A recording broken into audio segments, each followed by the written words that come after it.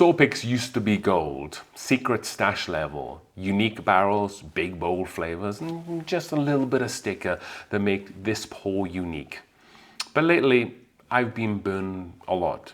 Let's talk about why store picks are just not what they used to be before you head on out and spend $80 on that mediocre bottle. Run the video.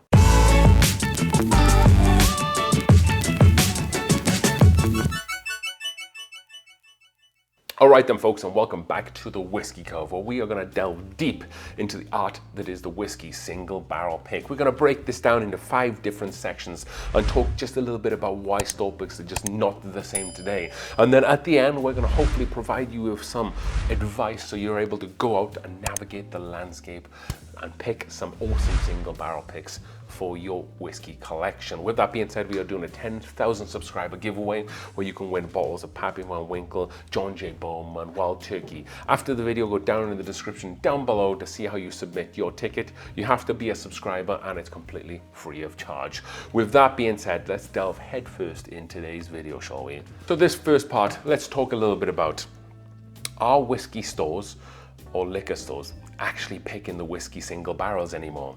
So roll the years back, way back when, this would be a really welcome thing to do for a whiskey or a liquor store.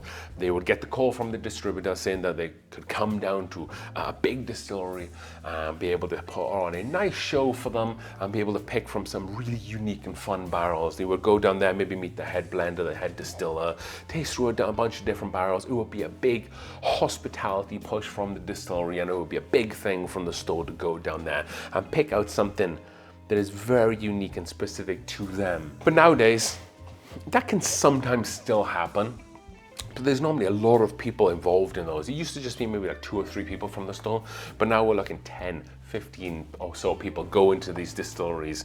And yes, you know, some of those people might have good palates, but that all gets blended in together. So maybe you're losing a little bit of that uniqueness.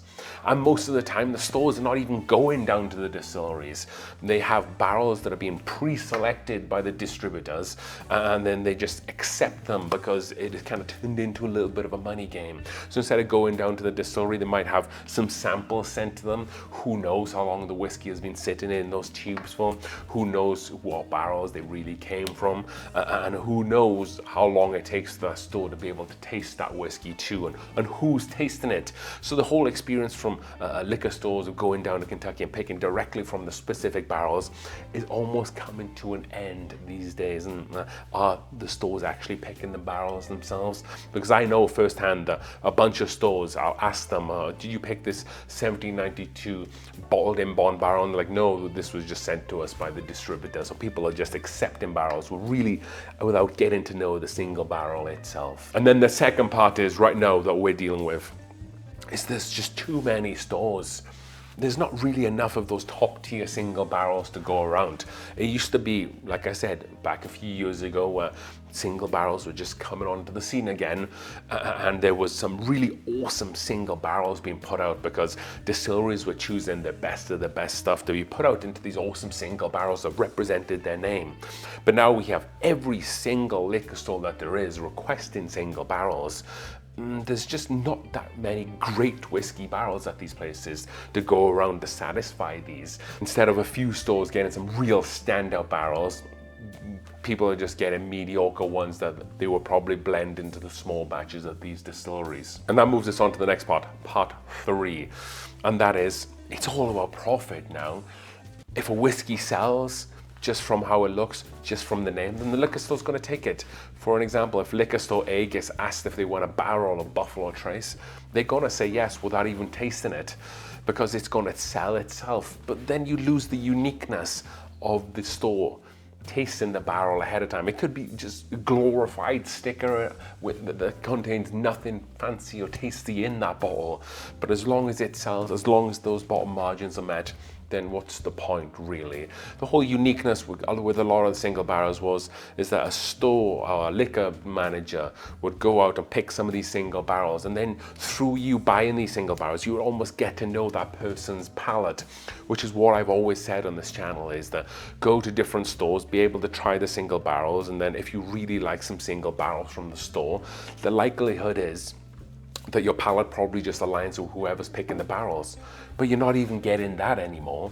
You're just having to taste the adjunct stuff that just gets sent to stores because it sells. And that's what it's all about, that bottom dollar. Next part is the catering of bottles, or the stickers on bottles, is getting a little bit out of control. Like lately here in Colorado, I'm seeing $120, $110 bottles of smoke wagons that would move for love nor money be able to be sold by just having a unique and funny sticker on it. Like, I don't mind getting a bottle dressed up and making it look a little fun and gimmicky, but if you're charging like an extra $30 for that whiskey, that's just not gonna fly with me. It's like being catfished by a whiskey bottle. Cute on the outside, but empty on the inside. It's making this $80 bottle of whiskey, $130 bottle of whiskey, and it's the same crap that's already in the bottle, but because it has a sticker, then people are maybe willing to pay a little bit more money for it. And I'm not really telling you how to spend your money, but I would just be very cautious of buying a bottle because it has a $40, $30, $20 fancy sticker on it. Stick to what you know about whiskeys before you spend that amount of money on these bottles. It's like some stores are pouring more effort into stickers, labels, and waxes than they are to picking the whiskey barrels themselves. So heed that with a little bit of a warning. And then that brings us on to the last section, and that is, who's picking these whiskey barrels for these stores anyway? Let's start with a distributor. If a barrel of whiskey is being sent to a liquor store and they're just accepting it, well, who from the distributor is picking it? And then who from this distillery is picking it? Is it the master distiller that are picking these?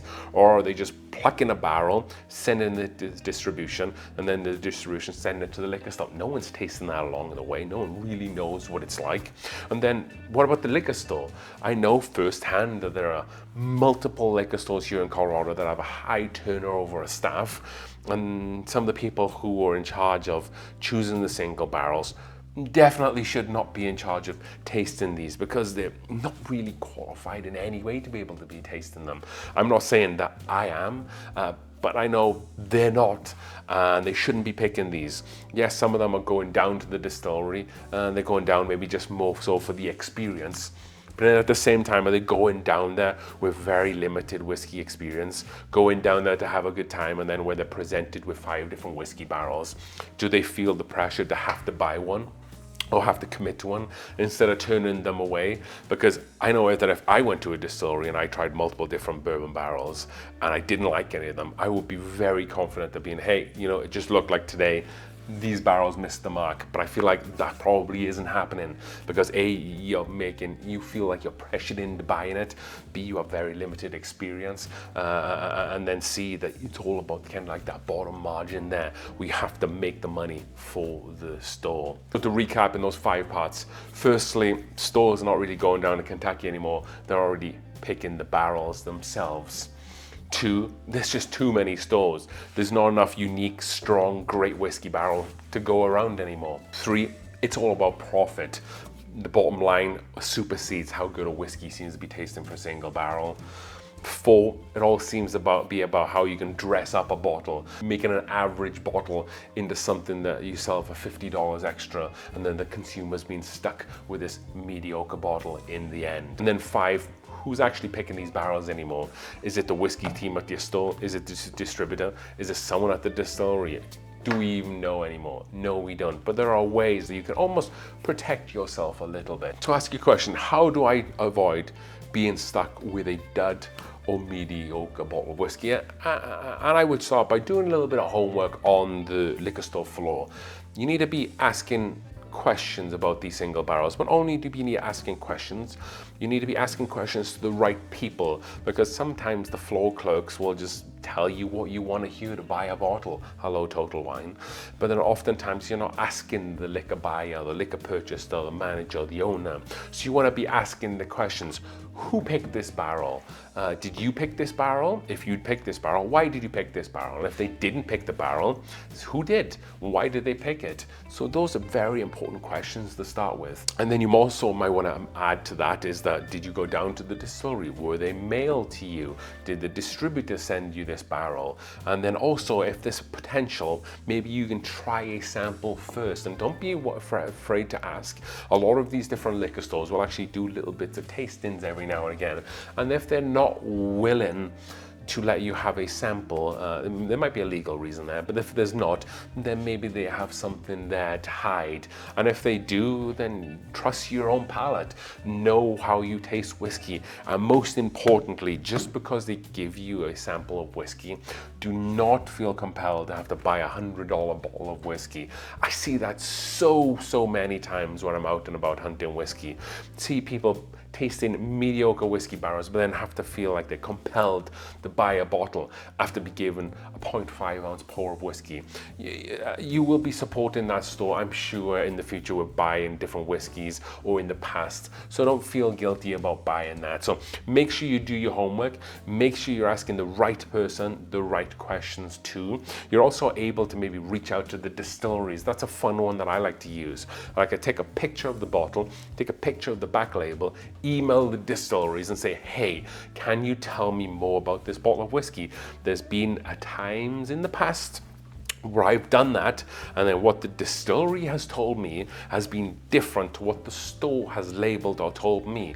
For example, Barrel Bourbon has a Chapter 18, which is an 18-year-old Kentucky whiskey. It's a Kentucky light whiskey. The store said it's an 18-year-old Kentucky light whiskey from Kentucky.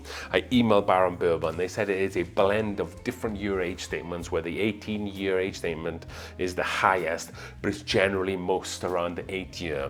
So you're getting conflicting different information there. So always, when you have an opportunity, email the distillery, because the likelihood is they can give you a lot more and very truthful information there. And as always, trust your own palate. Maybe try it first, maybe try a friend's first as well, or maybe ask questions of people in the local whiskey communities if they've had this single barrel, because there's a lot of times when myself, and I see it all across the whiskeyverse too, where people are sucking in to buy in these $50 to $100 and $150 single barrel bottles of adjunct whiskey that they deeply regret. And that is some of the reasons why I feel like single barrels just aren't what they are, but they can be, as long as you take and heed my advice before you go in and purchase one of these single barrels. So hopefully you've enjoyed today's video, a little bit of a discussion on kind of like where the store pick single barrel market is. If you'd like to see more of these, definitely comment down below, or maybe what is some stuff that you're seeing out there, and maybe we can use that content for a future video. With that being said, now is the time to go down below and see if you can get your entry into this free lottery. Have to be a subscriber, have to be 21 years old, and when we hit 10,000 subscribers, it is going to be an absolute awesome blast, and we're going to be doing a huge live stream giveaway. So you want to definitely be there for that as we drink through the world's whiskeys, one glass at a time. Thank you so much for watching. Cheers.